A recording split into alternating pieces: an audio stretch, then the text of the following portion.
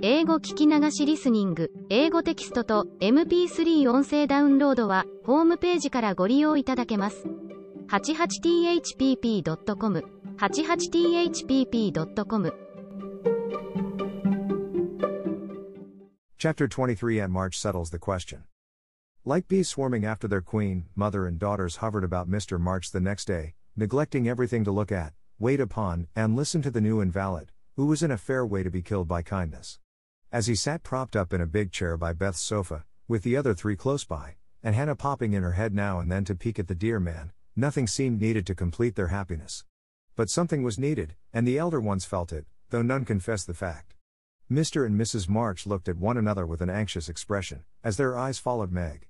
Jo had sudden fits of sobriety, and was seen to shake her fist at Mr. Brooks' umbrella, which had been left in the hall. Meg was absent-minded, shy, and silent, started when the bell rang, and colored when John's name was mentioned. Amy said, everyone seemed waiting for something, and couldn't settle down, which was queer, since father was safe at home, and Beth innocently wondered why their neighbors didn't run over as usual. Laurie went by in the afternoon, and seeing Meg at the window, seemed suddenly possessed with a melodramatic fit, for he fell down on one knee in the snow, beat his breast, tore his hair, and clasped his hands imploringly, as if begging some boon. And when Meg told him to behave himself and go away, he wrung imaginary tears out of his handkerchief, and staggered round the corner as if in utter despair. "What does the goose mean?" said Meg, laughing and trying to look unconscious. "He's showing you how your John will go on by and by." "Touching, isn't it?" answered Jo scornfully. "Don't say my John, it isn't proper or true," but Meg's voice lingered over the words as if they sounded pleasant to her. "Please don't plague me, Jo, I've told you I don't care much about him, and there isn't to be anything said, but we are all to be friendly and go on as before." "We can't, for something has been said, and Laurie's mischief has spoiled you for me. I see it, and so does mother. You are not like your old self a bit and seem ever so far away from me. I don't mean to plague you and will bear it like a man, but I do wish it was all settled. I hate to wait, so if you mean ever to do it, make haste and have it over quickly," said Jo pettishly. "I can't say anything till he speaks, and he won't, because father said I was too young," began Meg, bending over her work with a queer little smile, which suggested that she did not quite agree with her father on that point. "If he did speak, you wouldn't know what to say, but would cry or blush, or let him have his own way, instead of giving a good, decided no. I'm not so silly and weak as you think. I know just what I should say, for I've planned it all, so I needn't be taken unawares. There's no knowing what may happen, and I wish to be prepared." Jo couldn't help smiling at the important air which Meg had unconsciously assumed and which was as becoming as the pretty color varying in her cheeks. "Would you mind telling me what you'd say?" asked Jo more respectfully. "Not at all. You are 16 now, quite old enough to be my confidant, and my experience will be useful to you by and by, perhaps, in your own affairs of this sort. Don't mean to have any. It's fun to watch other people philander, but I should feel like a fool doing it myself," said Jo, looking alarmed at the thought. "I think not, if you liked anyone very much, and he liked you." Meg spoke as if to herself, and glanced out at the lane where she had often seen lovers walking together in the summer twilight. "I thought you were going to tell your speech to that man," said Jo, rudely shortening her sister's little reverie. "Oh, I should merely say, quite calmly and decidedly, 'Thank you, Mr. Brooke, you are very kind, but I agree with father that I am too young to enter into any engagement at present, so please say no more, but let us be friends as we were.'" That's stiff and cool enough. I don't believe you'll ever say it, and I know he won't be satisfied if you do. If he goes on like the rejected lovers in books, you'll give in, rather than hurt his feelings." "No, I won't. I shall tell him I've made up my mind, and shall walk out of the room with dignity." Meg rose as she spoke, and was just going to rehearse the dignified exit, when a step in the hall made her fly into her seat and begin to sew as fast as if her life depended on finishing that particular seam in a given time. Jo smothered a laugh at the sudden change, and when someone gave a modest tap, opened the door with a grim aspect which was anything but hospitable. "Good afternoon.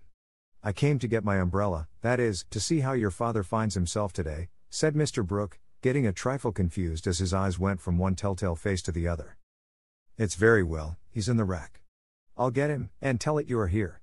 And having jumbled her father and the umbrella well together in her reply, Jo slipped out of the room to give Meg a chance to make her speech and air her dignity.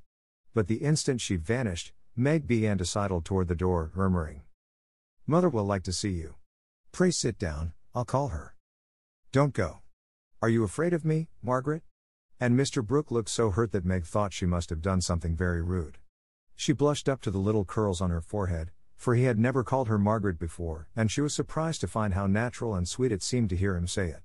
Anxious to appear friendly and at her ease, she put out her hand with a confiding gesture, and said gratefully, "How can I be afraid when you have been so kind to Father? I only wish I could thank you for it." "Shall I tell you how?"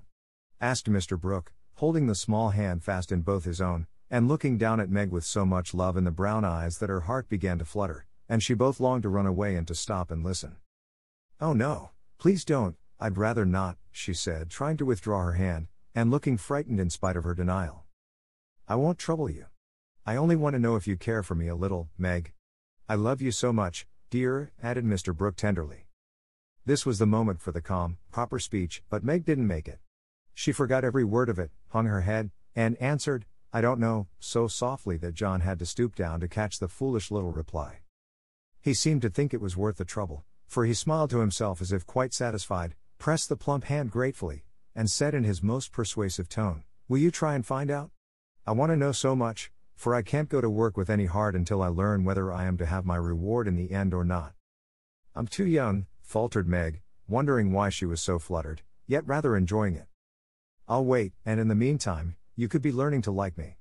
Would it be a very hard lesson, dear?" "Not if I chose to learn it, but..."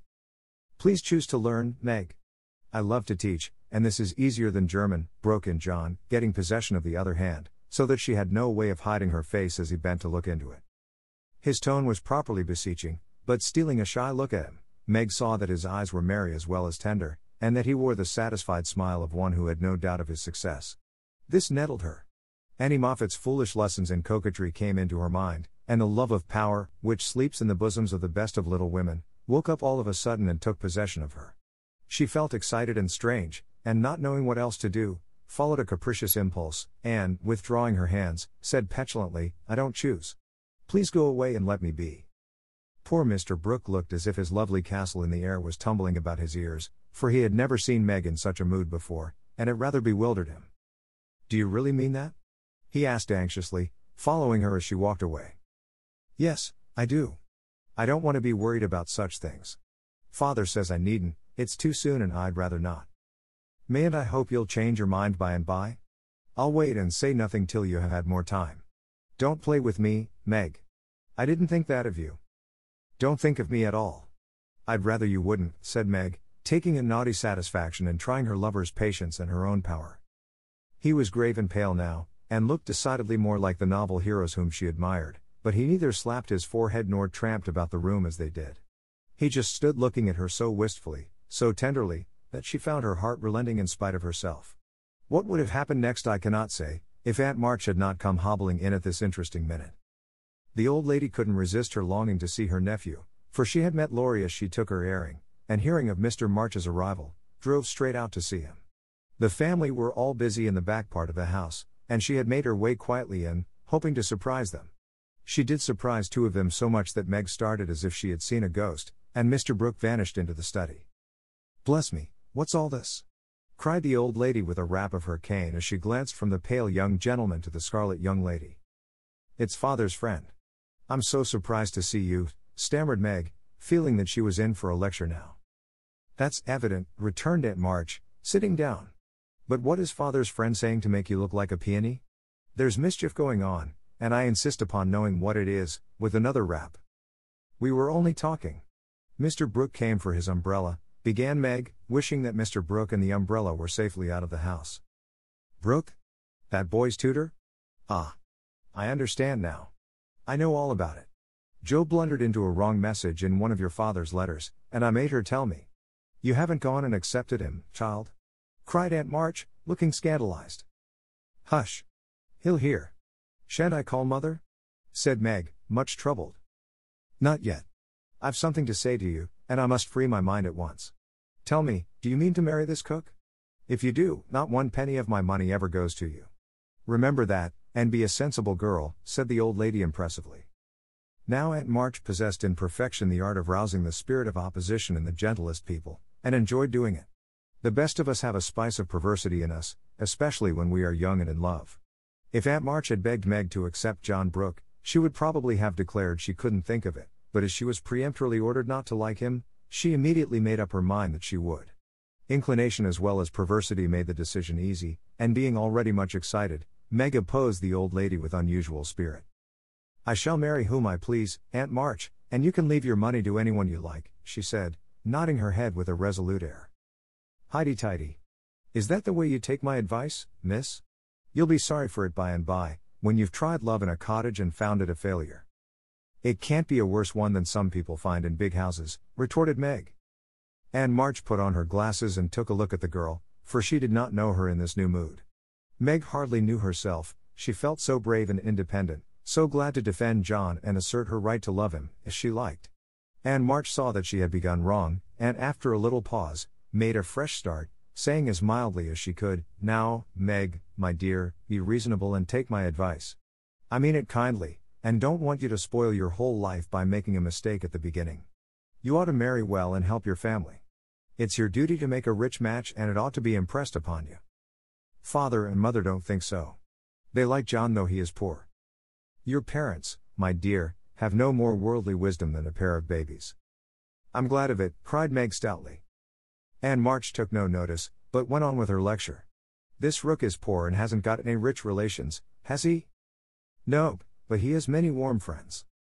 You can't live on friends, try it and see how cool they'll grow. He hasn't any business, has he?" "Not yet. Mr. Lawrence is going to help him. That won't last long. James Lawrence is a crotchety old fellow and not to be depended on. So you intend to marry a man without money, position, or business, and go on working harder than you do now, when you might be comfortable all your days by minding me and doing better? I thought you had more sense, Meg. I couldn't do better if I waited half my life. John is good and wise, he's got heaps of talent, he's willing to work and sure to get on, he's so energetic and brave. Everyone likes and respects him, and I'm proud to think he cares for me, though I'm so poor and young and silly," said Meg, looking prettier than ever in her earnestness. "He knows you have got rich relations, child. That's the secret of his liking, I suspect." "Aunt March, how dare you say such a thing? John is above such meanness, and I won't listen to you a minute if you talk so," cried Meg indignantly, forgetting everything but the injustice of the old lady's suspicions. "My John wouldn't marry for money, any more than I would. We are willing to work and we mean to wait. I'm not afraid of being poor, for I've been happy so far, and I know I shall be with him because he loves me, and I." Meg stopped there, remembering all of a sudden that she hadn't made up her mind, that she had told her John to go away and that he might be overhearing her inconsistent remarks. Aunt March was very angry, for she had set her heart on having her pretty niece make a fine match, and something in the girl's happy young face made the lonely old woman feel both sad and sour. "Well, I wash my hands of the whole affair. You are a willful child, and you've lost more than you know by this piece of folly. No, I won't stop. I'm disappointed in you, and haven't spirits to see your father now. Don't expect anything from me when you are married. Your Mr. Brooks' friends must take care of you. I'm done with you forever." And slamming the door in Meg's face, Aunt March drove off in high dudgeon. She seemed to take all the girl's courage with her, for when left alone Meg stood for a moment, undecided whether to laugh or cry. Before she could make up her mind, she was taken possession of by Mr. Brooke, who said all in one breath, "I couldn't help hearing, Meg. Thank you for defending me, and Aunt March for proving that you do care for me a little bit." "I didn't know how much till she abused you," began Meg. "And I needn't go away, but may stay and be happy, may I, dear?" Here was another fine chance to make the crushing speech and the stately exit, but Meg never thought of doing either, and disgraced herself forever in Joe's eyes by meekly whispering, "Yes, John," and hiding her face on Mr. Brooks' waistcoat. 15 minutes after Aunt March's departure, Joe came softly downstairs, paused an instant at the parlor door, and hearing no sound within, nodded and smiled with a satisfied expression, saying to herself, "She has seen him away as we planned, and that affair is settled. I'll go and hear the fun, and have a good laugh over it." But poor Joe never got her laugh, for she was transfixed upon the threshold by a spectacle which held her there, staring with her mouth nearly as wide open as her eyes. Going in to exult over a fallen enemy and to praise a strong-minded sister for the banishment of an objectionable lover, it certainly was a shock to behold the aforesaid enemy serenely sitting on the sofa, with this strong-minded sister enthroned upon his knee and wearing an expression of the most abject submission. Joe gave a sort of gasp, as if a cold shower bath had suddenly fallen upon her, for such an unexpected turning of the tables actually took her breath away. At the odd sound the lovers turned and saw her. Meg jumped up, looking both proud and shy, but that man, as Joe called him, actually laughed and said coolly, as he kissed the astonished newcomer, "Sister Joe, congratulate us." That was adding insult to injury, it was altogether too much, and making some wild demonstration with her hands, Joe vanished without a word. Rushing upstairs, she startled the invalids by exclaiming tragically as she burst into the room, "Oh, do somebody go down quick. John Brooke is acting dreadfully, and Meg likes it." Mr. and Mrs. March left the room with speed, and casting herself upon the bed, Joe cried and scolded tempestuously as she told the awful news to Beth and Amy. The little girls, however, considered it a most agreeable and interesting event, and Joe got little comfort from them, so she went up to her refuge in the garret, and confided her troubles to the rats. Nobody ever knew what went on in the parlor that afternoon, but a great deal of talking was done, and quiet Mr. Brooke astonished his friends by the eloquence and spirit with which he pleaded his suit, told his plans, and persuaded them to arrange everything just as he wanted it. The tea bell rang before he had finished describing the paradise which he meant to earn for Meg, and he proudly took her into supper, both looking so happy that Joe hadn't the heart to be jealous or dismal. Amy was very much impressed by John's devotion and Meg's dignity. Beth beamed at them from a distance, while Mr. and Mrs. March surveyed the young couple with such tender satisfaction that it was perfectly evident Aunt March was right in calling them as unworldly as a pair of babies. No one ate much, but everyone looked very happy, and the old room seemed to brighten up amazingly when the first romance of the family began there. "You can't say nothing pleasant ever happens now, can you, Meg?" said Amy, trying to decide how she would group the lovers in a sketch she was planning to make. "No, I'm sure I can't. How much has happened since I said that?" "It seems a year ago," answered Meg, who was in a blissful dream lifted far above such common things as bread and butter. "The joys come close upon the sorrows this time, and I rather think the changes have begun," said Mrs. March. "In most families there comes, now and then, a year full of events. This has been such a one, but it ends well, after all." "Hope the next will end better," muttered Joe, who found it very hard to see Meg absorbed in a stranger before her face, for Joe loved a few persons very dearly and dreaded to have their affection lost or lessened in any way. "I hope the third year from this will end better. I mean it shall, if I live to work out my plans," said Mr. Brooke, smiling at Meg, as if everything had become possible to him now. "Doesn't it seem very long to wait?" asked Amy, who was in a hurry for the wedding. "I've got so much to learn before I shall be ready, it seems a short time to me," answered Meg, with a sweet gravity in her face never seen there before. "You have only to wait, I am to do the work," said John, beginning his labors by picking up Meg's napkin, with an expression which caused Joe to shake her head, and then say to herself with an air of relief as the front door banged, "Here comes Laurie. Now we shall have some sensible conversation." But Joe was mistaken, for Laurie came prancing in, overflowing with good spirits, bearing a great bridal-looking bouquet for Mrs. John Brooke, and evidently laboring under the delusion that the whole affair had been brought about by his excellent management. "I knew Brooke would have it all his own way, he always does, for when he makes up his mind to accomplish anything, it's done though the sky falls," said Laurie, when he had presented his offering and his congratulations. "Much obliged for that recommendation. I take it as a good omen for the future and invite you to my wedding on the spot," answered Mr. Brooke, who felt at peace with all mankind, even his mischievous pupil. "I'll come if I'm at the ends of the earth, for the sight of Joe's face alone on that occasion would be worth a long journey." "You don't look festive, ma'am, what's the matter?" asked Laurie, following her into a corner of the parlor, whither all had adjourned to greet Mr. Lawrence. "I don't approve of the match, but I've made up my mind to bear it, and shall not say a word against it," said Joe solemnly. "You can't know how hard it is for me to give up Meg," she continued with a little quiver in her voice. "You don't give her up. You only go halves," said Laurie consolingly. "It can never be the same again. I've lost my dearest friend," sighed Joe. "You've got me, anyhow. I'm not good for much, I know, but I'll stand by you, Joe, all the days of my life. Upon my word I will." And Laurie meant what he said. "I know you will, and I'm ever so much obliged. You are always a great comfort to me, Teddy," returned Joe, gratefully shaking hands. "Well, now, don't be dismal, there's a good fellow. It's all right, you see. Meg is happy, Brooke will fly round and get settled immediately, Grandpa will attend to him, and it will be very jolly to see Meg in her own little house. We'll have capital times after she is gone, for I shall be through college before long, and then we'll go abroad on some nice trip or other. Wouldn't that console you?" "I rather think it would, but there's no knowing what may happen in 3 years," said Joe thoughtfully. "That's true. Don't you wish you could take a look forward and see where we shall all be then? I do, returned Laurie.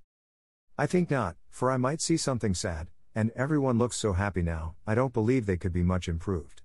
And Joe's eyes went slowly round the room, brightening as they looked, for the prospect was a pleasant one. Father and mother sat together, quietly reliving the first chapter of the romance which for them began some 20 years ago.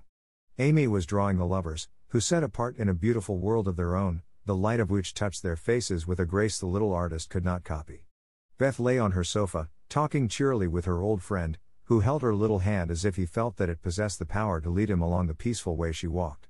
Joe lounged in her favorite low seat, with the grave quiet look which best became her, and Laurie, leaning on the back of her chair, his chin on a level with her curly head, smiled with his friendliest aspect, and nodded at her in the long glass which reflected them both. So the curtain falls upon Meg, Joe, Beth, and Amy? Whether it ever rises again, depends upon the reception given the first act of the domestic drama called Little Women.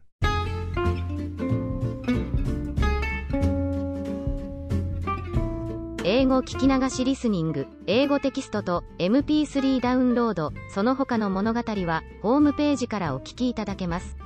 88thpp.com 88thpp.com